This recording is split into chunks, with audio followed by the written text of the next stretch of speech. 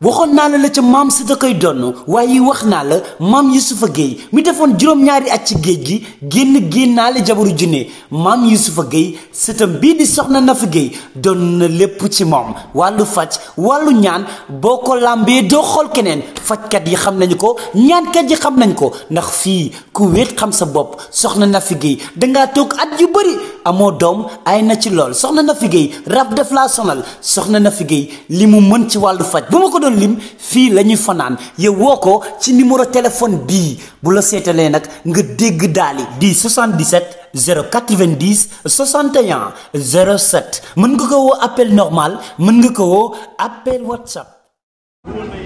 Les Sénégalais di consommer Viviane et elle a réussi à s'exprimer ci rythme afrobeat d'une façon boo xamante ni vraiment c'est extra. jàmbaar ju mel noonu nag bu nekkee ci réew mi koy yëngu bokk ci ñi porté la destination sénégalaise di ko rafetal kuy sénégalais yi nga wax ni dul woon artiste sax dañu war ñu jàpp moo tax ma kontaan ni ñuy gis waaw lii la événement bi une semaine lañ ko programmé événement boo xamante ne une semaine lañ ko programmé xam fi ñu c'est parce que da leen di bëgg parce que xam nañ ni Viviane naxu leen saa yu génn ñu bëgg ñoom ñu koy bëggee saa yu génn ñu am lu ñu tiitaroo ndax nit boo ko bëggee ñu olof naan soxla mbër ba ca gën mooy bay bëri daal donc Viviane ay saa yu ñëwee ci làmb tubaarkàlla bu bëree bu rafet loolu mu yàgg-yàgg day incha allah alors nga demoon Adidas Arena bi Wally doon yéeg Youssou lan nga doon jooy parce que xale yi ku ci mel ne Aba moom dama koy bañ a wax lu bon ci Aba day ko def mais Aba da laa filmé ñu dem briefing mu naan mag buy jooy ak yooyu Wally di ko reetaan sama jooy yi fàtte woon nañ ko sax waaye Aba ko indi waat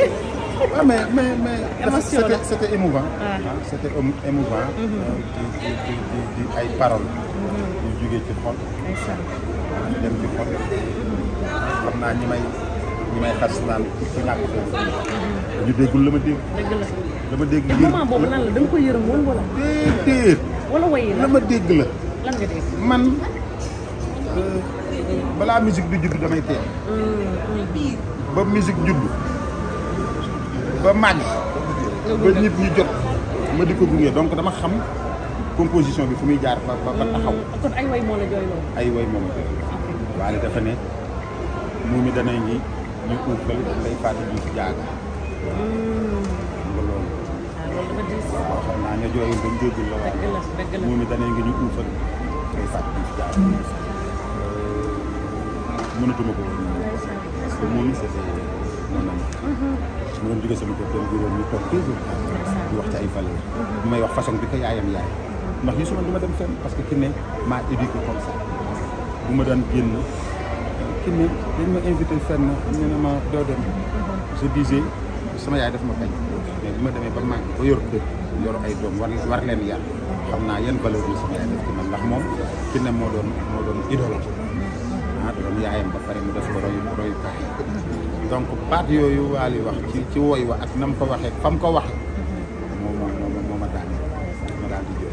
alors ñu jógee Adidas Arena coow li topp Ndeye Ndiaye Banaya Awa Banaya wax nañ ci sax ba sonn xeex nañ dóorante nañ suspendre nañ leen ba sax ñu wax exclusion que ne Wally daf leen dàq indi ay waykat yu bees yow mi nga xam ne yaa ngi foofu jege Wally loolu lan nga ci wax. non kenn dàq leen nag kenn dàq leen. dañu juum def faute.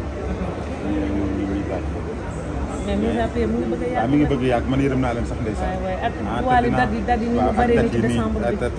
dat yi day neexal est-ce que gisoo ne ñàkk ñoom seen ñàkk bañ a ñëw nii day am lu muy wàññi ci kaw seen bi nag. mais li ma ci gën a métti Gambie ni ñu leen bëgg. waaw Ndeye Ndiaye daaw ba mu ñëwee Gambie tëj na ko. waaw Gambie dañ koo bëgg ndax seen i mbokk lañu. donc juum nañu sanctionné nañu leen dinañu ñaan Wally ñu baal ñu ñëwaat te ñu njort ni bu ñu ñëwee nag dootuñu xeex.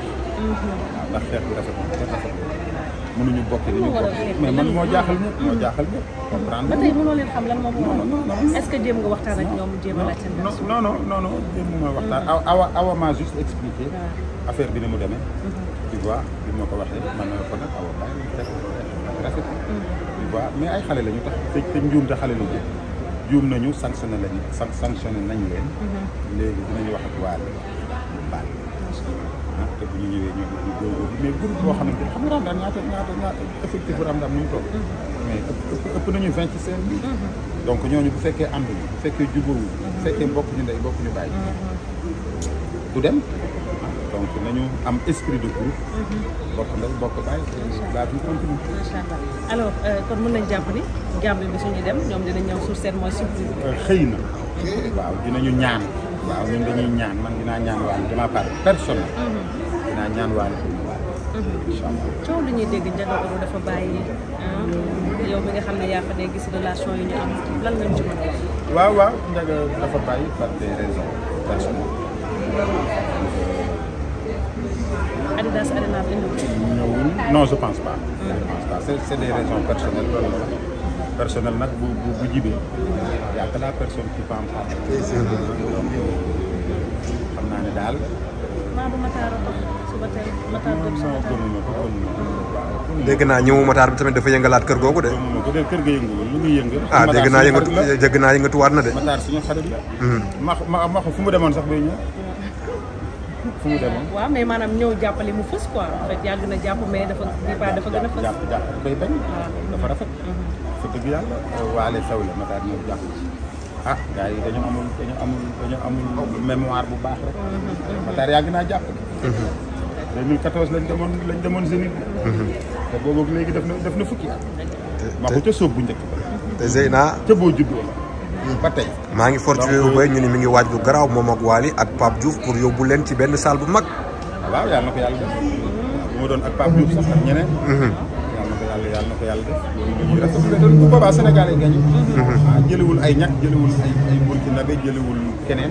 la musique sénégalaise la nekk di promouvoir Mabou di jàmbaar bu ñu amoon juróom yu mel ni moom bu ñu dem si donc lu ñuy rafetlu la li am daal ay yëg-yëgu doomu aadama ay décision doomu aadama donc ak challenge nit xam nga dina toog ba yàgg mi ne li ma doon def fukki at bëgg naa def leneen ay sénégalais il faut que ñuy nangu ne ñun dañuy gunge rek te gunge àgg bokk ci kuy gunge doo àgg loolu la am na yeneen xale yi kontaan nañ ci aussi ci kontaan rafet na tubaarkàlla que vraiment Sénégal rek moo ci gañ donc man de ci ñu koy rafetlu le premier loo nar waaw le premier sargal Dakar troisième édition ñu rendre hommage le président Lamine Diack Diack le maire Diack le sportif dekkal cosaan rendre leen hommage Diack le ministre Lamine Diack daanam boo xam ne ma jàkk Awa Ndiaye doon na maire fii ci réew mi maire Dakar tubaarkàlla doon na fi ministre ay yoon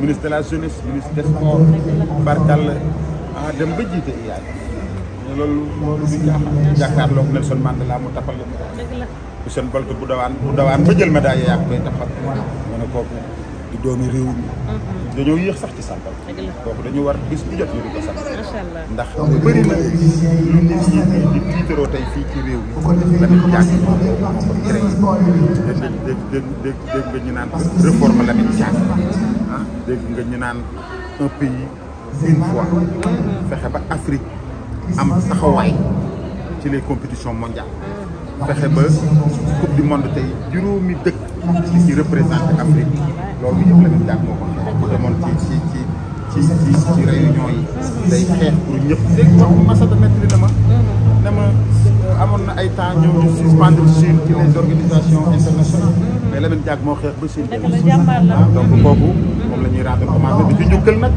Viviane Chidid ak Mbaye Guèye Faye kon foofu du yomb loolu te ñu ne dinañ ñëw jàpp ci bu baax a baax presse bi kenn du manqué waaw ndax presse bi ñoom maak ñoom ay xel dëgg la mais Zeyna balaa muy tëj grand Youssou yaakaar naa ne jot nañu benn information de dernière minute ñu ngi xamal ne que Wally Seck concert bi muy tëgg foofu noonu à Mbacké parce que commencé di am ay problème waaw désormais sax dañ ko annulé dañ ko annulé waaw man je prends la responsabilité yi nga xam ne waaw parce que il faut que ñu leeral dara waaw léegi raison yooyu waaw kay il faut que ñu leeral dara Wally organisé wul Mbacké Wally dañ ko engagé et un produit qui vend amoo droit wax nit jaayu ma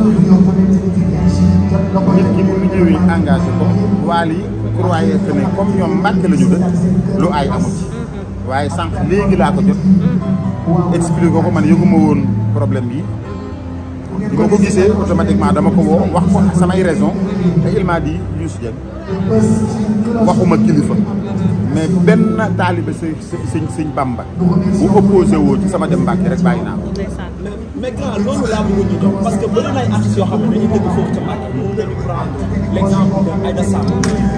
sama papa réalisateur la woon donc j'ai fait mes débuts à la RTS donc dafa nekk loo xam ne daf ma yàgg neex et puis dama si yàgg am beneen vision bu dul vision bi nga xam ne moo fi nekk fu mu toll nii donc Wow Africa benn plateforme la boo xam ne day dugg ci TNT bi mais pour le moment je préfère être un web TV d'ici 1 an ñu doxal après ñu xool. ngeen door a def dugg ci TNT bi. alors ci moment bi nga xam ne tey y a benn conflit bu am entre la presse ak l'État du Sénégal gis nañ restriction yi nga xam ne def nañ ko est-ce que ça va être facile pour toi? Non, les restrictions je pense que ça va passer parce que entre presse ak État mënul am ay bis bi impossible tout au début c'est normal mais finalement après inchallah dina baax. Ouais. alors fu ñu la gis dañ daan gis Zeyna ana sama tërëndoo. mi ngi ci biir. mu ngi ci biir waaw ah nga koo làq daal. waaw mi ngi ci biir. ah fu mu toll da ngay làqaate Zeyna. non mi ngi ci biir boo duggee di nga ko gis. alors comment tu la trouves elle yan témoignage ngay def ci moom ndax ci at bi la leen yàlla booleel sax ngeen sëy naam boole bi yàgg na. yan témoignage ngay def ci moom en tant que sa soxna en tant que sa. koo xamante ni sa xarit la elle est magnifique magnifique rek mooy mot bi. ndeysaan waaw elle est vraiment magnifique. waaw magnifique. lan la ñuy xaar ci ay projets ci seen diggante ndax bu dul sax sëy bi xëy na am ngeen ay projets yoo leen mën a def ensemble. non waaw moom elle a ses projets inchallah qu'elle va développer. moi aussi de façon maak moom ñoo bokk lépp. gis nañ depuis seen mariage bi gars yi dañoo rakkaaju ci mariage yi mariage dal na lañ doon wax Adama Bay Zeyna Fay Naara ñëw ñu naan record bi nangam est-ce que nekkul yéen 2025 da ngeen defaat beneen mariage. non ñun dañ dem kii rek dañ dem defantu rek. da ngeen doon def kon defagoo leen dara. non defuñu dara dañ dem defantu rek. non. defagoo leen dara. non def nañu maa ngi dégg ñu naan 2025 da ngeen waaj a defaat beneen cérémonie boo xamante ni. non amul cérémonie jeex na. cérémonie donc kon cérémonie bi Wow Africa TV la léegi. waaw après liggéey bi la. macha allah liggéey bi la. waaw Wow Africa TV. wax nañ si ba pare. waaw allez merci bonne soirée. ok merci beaucoup.